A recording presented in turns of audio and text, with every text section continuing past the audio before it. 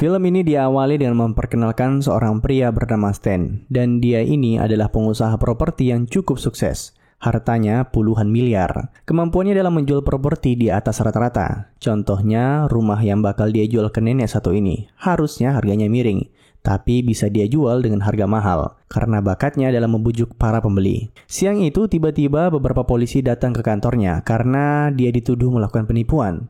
Tapi Stan cukup tenang karena dirinya sudah sering keluar masuk pengadilan. Hartanya yang banyak membuatnya bisa menyewa pengacara mahal. I'm the defendant. Guilty.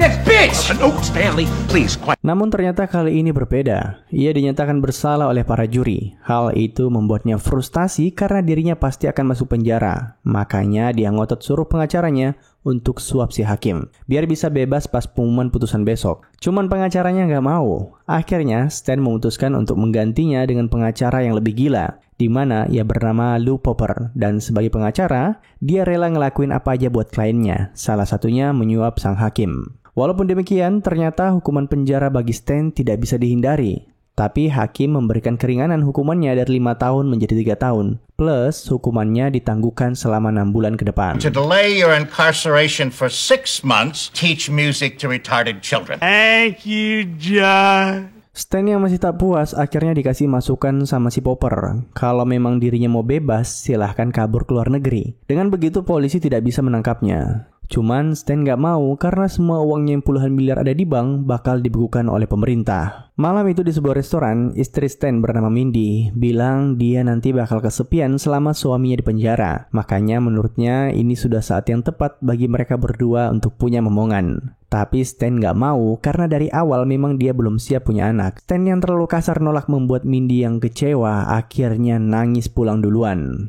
Okay, Mindy, you can get a dog. Stan yang masih stres kepikiran 6 bulan lagi masuk penjara, akhirnya pergi minum-minum di salah satu bar. Di sana dia tidak sengaja bertemu salah satu pria dengan tato bertuliskan mantan napi. Ia kemudian bertanya langsung, bagaimana sih rasanya di penjara? Dan si pria itu pun bersedia berbagi pengalamannya setelah dikasih duit $100. Mendengar semua cerita dan kenyataan kehidupan penjara yang mengerikan, terutama ternyata di dalam penjara kasus sodomi sangat tinggi. Pilihannya memperkosa atau diperkosa.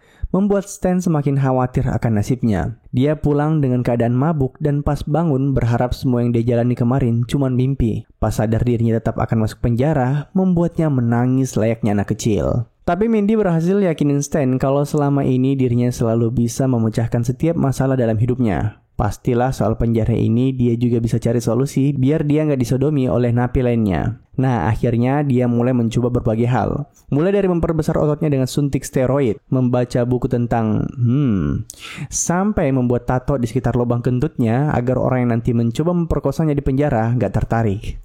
Nah, yang cukup ekstrim dibanding nanti dirinya baru merasakan disodomi pertama kali pas di penjara, dia minta si Mindy untuk uji coba punyanya, paling tidak biar terbiasa. Tapi ternyata setelah merasakan langsung, Stan sadar semua usahanya dari kemarin sia-sia. Dia nggak sanggup menahan rasa sakit yang akan dia hadapi.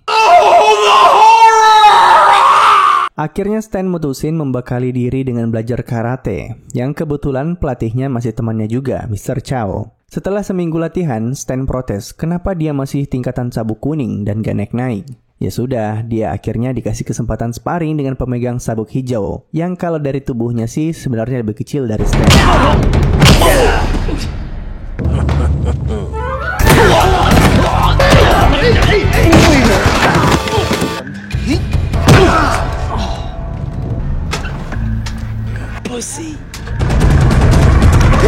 Tiba-tiba di luar gedung, dirinya tak sengaja bertemu seorang kakek-kakek dengan kemampuan bela diri yang dia inginkan selama ini. Ia pun langsung mengajaknya pulang untuk dikenalkan ke Mindy.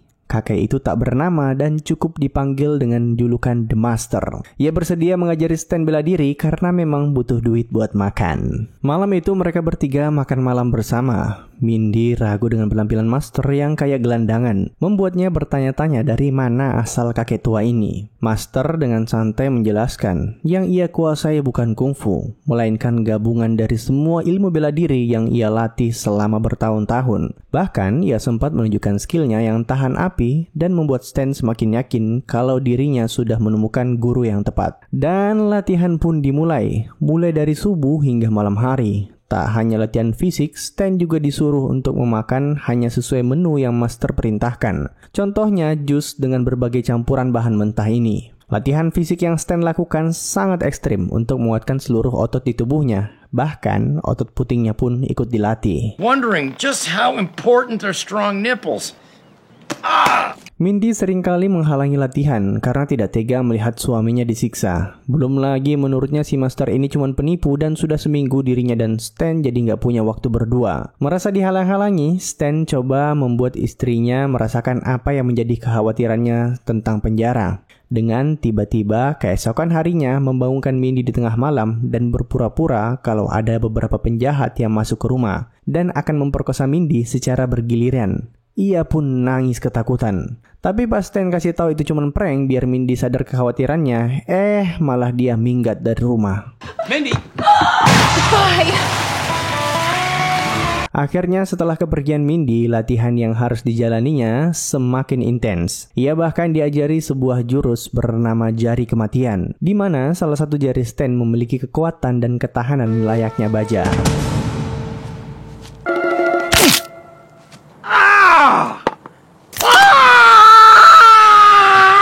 Tak terasa sudah beberapa bulan Stan latihan dan kini jerih payahnya membuahkan hasil.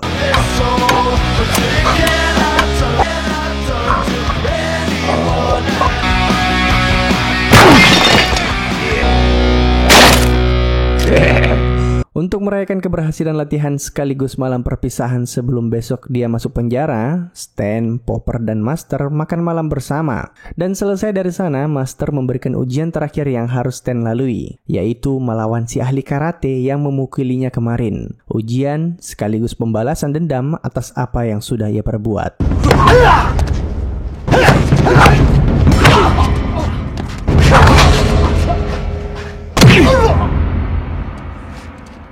Dan hari yang ditunggu-tunggu akhirnya tiba. Popper dan Master mengantarkannya sebelum dibawa ke penjara. Mindy ternyata dari jauh juga hadir secara diam-diam untuk melihat suaminya terakhir kali sebelum masuk penjara. Singkat cerita, saat di bus menuju penjara, Stan mulai digoda oleh napi lainnya. Tapi dirinya kini sudah siap dan tanpa basa-basi membuat napi tersebut terdiam. Soon enough. Sebelum masuk ke lapas, kita dikenalkan dengan kepala penjara bernama Warden Gascoigne. Setelah mendengarkan beberapa peraturan umum, para tahanan dibawa ke dalam untuk inspeksi. Nah, masih ingat dengan tato yang Stan buat untuk lubang kentutnya? Saat diinspeksi, para penjaga dibuat takut dan takjub saat melihatnya. Why are you screaming like... Sweet Jesus! Para tahanan kemudian dibawa masuk ke selnya masing-masing. Setiap satu sel terdapat 2 orang napi. Stan sekamar sama seorang pria tua bernama Shorts. Pas jam istirahat, to the point, Stan nanya ke Shorts siapa orang paling tangguh di lapas ini. Ia pun menjelaskan kalau di sini orang mainnya geng-gengan. Ada geng orang kulit hitam dipimpin oleh Cleon, ada geng mafia Meksiko, dan ada geng Nazi dan sebagainya. Stan menekankan kembali pertanyaannya, yang dia cari adalah predator seksual paling ditakuti di penjara ini. Dan jawabannya ialah si Big Raymond. Terlihat jelas Raymond bahkan saat itu sedang mencoba memperkosa salah satu napi baru. Stan langsung memprovokasinya dan sengaja mengundang semua orang agar menyaksikan apa yang ia akan lakukan selanjutnya. Cukup beberapa jurus dan pria segede Raymond pun KO dibuatnya.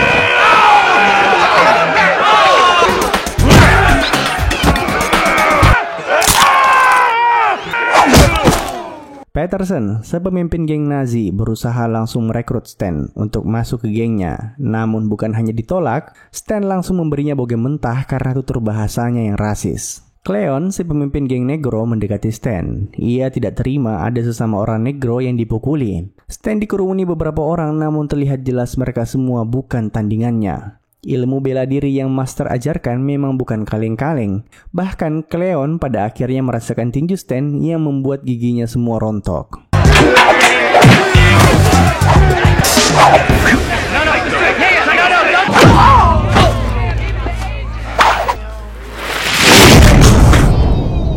Somebody call an orthodontist. Tercapai sudah tujuan utama Stan di hari pertama, yaitu membuat semua orang tunduk takut akan dirinya. Tak ada lagi yang berani macam-macam, apalagi memperkosanya. Oh iya, akibat selama ini Stan makan makanan aneh yang Master sajikan, membuat lidah Stan terbiasa dengan makanan penjara. Bahkan jauh lebih enak menurutnya. Singkat cerita, tak lama kemudian, seorang pemuda yang tadi hampir diperkosa Raymond datang untuk berterima kasih kepadanya. Namun Stan menjelaskan kalau dirinya tak ada hubungan dengan siapapun dan setiap orang cukup menyelamatkan dirinya masing-masing. Keesokan harinya, Stan dipanggil ke ruangan si kepala penjara. Gak ada angin, gak ada hujan, di sana ditawari sigar dan whisky. Diperlakukan layaknya tamu terhormat. Ternyata si warden pengen meminta masukan dari Stan yang jenius di bidang properti. Rencananya, lahan yang saat ini masih berupa penjara yang mereka tempati akan diubah menjadi perumahan mewah. Jika Stan membantu, si Gaskin menjanjikan Stan akan bebas dengan cukup menjalani masa tahanannya selama 1 tahun. Di Amerika, kepala penjara memiliki kekuasaan untuk meringankan masa tahanan napi yang ia rekomendasikan. Tentu saja Stan langsung setuju. How would you like to be out of here in a year? System is corrupt. Me likey. Sore itu saat Stan lagi mandi, tiba-tiba dia diserang menggunakan pisau buatan oleh Peterson. Dirinya masih sakit hati atas perlakuan Stan kemarin. Untung saja Stan juga sudah membuat senjata dari sabun yang dibentuk menjadi nunchaku. Come on, race trader. Tak hanya babak belur oleh Stan, Peterson juga terpaksa merasakan diperkosa oleh para geng kulit hitam yang membuatnya harus dirawat di klinik selama beberapa bulan. Hari-hari pun berlalu, Stan mencoba mengontak pengacaranya terkait kabar Mindy. Takut jika tiba-tiba ia diceraikan. Menurut Popper sudah seharusnya Stan paling tidak mengirimkan surat. Di lain sisi, kehidupan Stan di penjara cukup damai. Tapi ia tetap saja tidak enak hati melihat orang-orang lemah di sana ditindas sana-sini. Bagaimana dengan tawaran Warden Gaskin kemarin? Stan berusaha sebaik mungkin untuk membantunya. Bahkan ia mereview setiap kontrak dari pihak ketiga yang akan Gaskin tanda tangani. Siang itu, si investor utama yang ternyata mantan mafia Vietnam datang ke kantor. Dia bernama Mr. Deng. Terlihat dari wajahnya, dia nggak suka dengan kehadiran Stan yang mampu menemukan pasal-pasal curang yang ia selipkan. Si Warden kemudian mengajak Deng untuk memakan stroberi yang baru dipetik dari kebunnya. Yang mereka tak sadar bahwa tiap hari pohon stroberi itu Sorts kencingi. Malam itu di sel, Stan tak berhenti mengingat Mindy. Ia berusaha menulis surat sebagai permintaan maafnya. Kehilangannya selama beberapa lama membuatnya sadar bahwa telah menyia-nyiakan orang yang tulus mencintainya. Surat itu pun sampai ke Mindy yang ternyata... Kita kembali ke Stan yang sudah lelah melihat berbagai tindak kekerasan sesama napi di penjara, terutama soal pemerkosaan. Akhirnya dia mengumpulkan semua napi dan mengancam jika masih ada yang melakukan pemerkosaan, dirinya tidak akan tinggal diam. Stan juga menyarankan para napi menghabiskan waktunya untuk kegiatan yang lebih positif. Contohnya belajar berdansa. From now on, there will be no more rape at this point.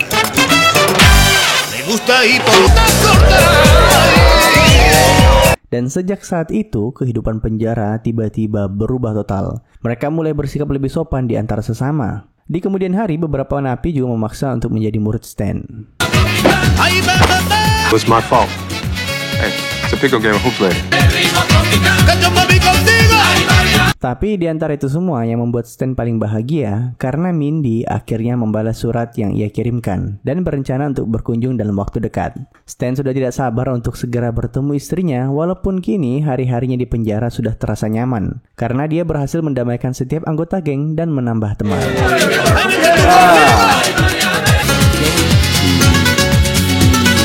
Si Warden yang melihat situasi penjara sudah kayak taman kanak-kanak sangat tidak senang. Ia pun menyuruh anggotanya untuk memanggil Stan menghadapnya. Sayangnya saat itu Stan juga baru aja habis menerima kunjungan Mindy. Belum lagi Mindy dengan polosnya mengakui selama tidak ada Stan, ia sering berlatih seksualitas bersama Master. Stan yang masih mau ngobrol dengan istrinya diseret ke ruang kepala penjara. Di sana Warden menjelaskan ke Stan apa saja yang akan terjadi seminggu ke depan, di mana para dewan petinggi penjara akan datang berkunjung. Warden berencana memperlihatkan para napi yang tawuran menggunakan sajam dan terpaksa para penjaga penjara harus menembaki mereka. Itu semua agar para dewan akhirnya memutuskan untuk membubarkan penjara dan menjual lahannya ke investor yang nanti akan diubah menjadi kondominium. Jadi sekarang kalau Stan masih ngotot membuat orang-orang berdamai, dirinya tak akan bisa bebas cepat seperti yang Warden janjikan. Stan sebenarnya tak tega dengan rencana gila si kepala penjara. Namun, ia juga sudah terngiang-ngiang istrinya yang selingkuh jika tak segera keluar dari penjara. Alhasil, ia pun terpaksa menerima kesepakatan tersebut dan membiarkan para napi berbuat semaunya. Dan tak butuh waktu lama, keadaan pun kembali seperti semula. You're all on your own. You hear me?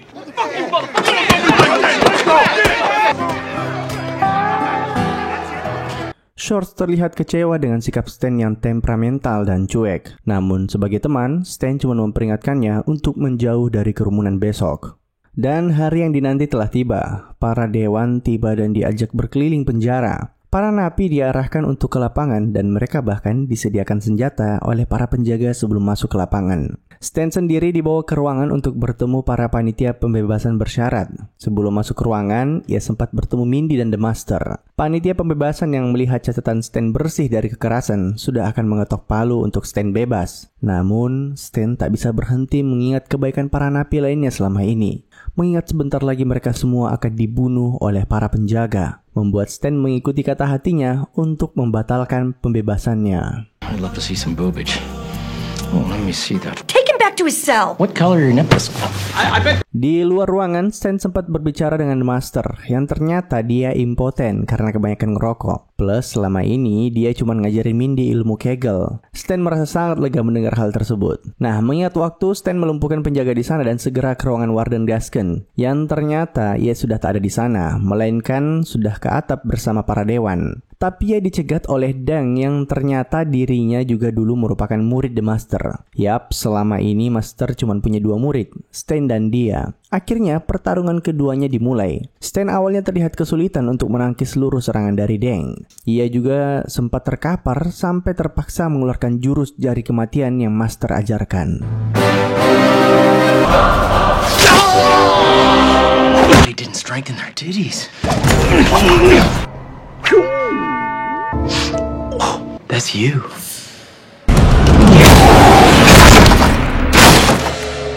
Stan pun segera ke atas untuk memperingati teman-temannya di lapangan. Terlihat mereka sudah bersiap untuk saling bentrok, tapi yang terjadi malah...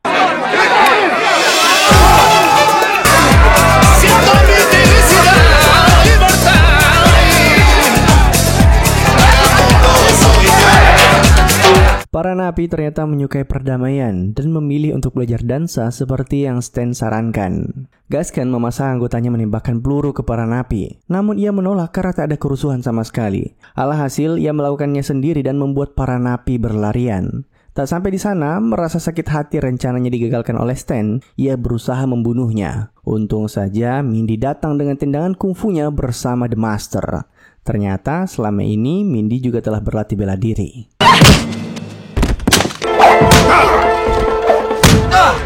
She'll kick your ass.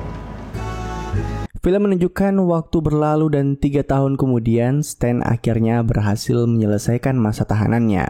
Terlihat Robbie yang tadinya dibully kini menjadi pemimpin para napi lainnya untuk sesi bela diri.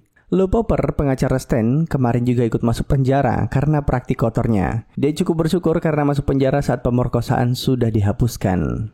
Nah, Bullard menjadi kepala penjara yang baru, sedangkan Warden Gaskin terlihat menjadi mainan baru bagi si Big Raymond. Semua orang terlihat sedih saat Stan pergi. Saat di luar, Mindy siap menjemputnya bersama Master, dan ternyata kunjungan Mindy 3 tahun lalu membuatnya hamil.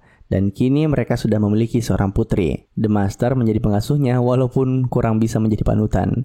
Dan dengan begitu, film pun tamat. Terima kasih telah menonton. Sampai jumpa di film selanjutnya. Jangan lupa komen, like, dan subscribe.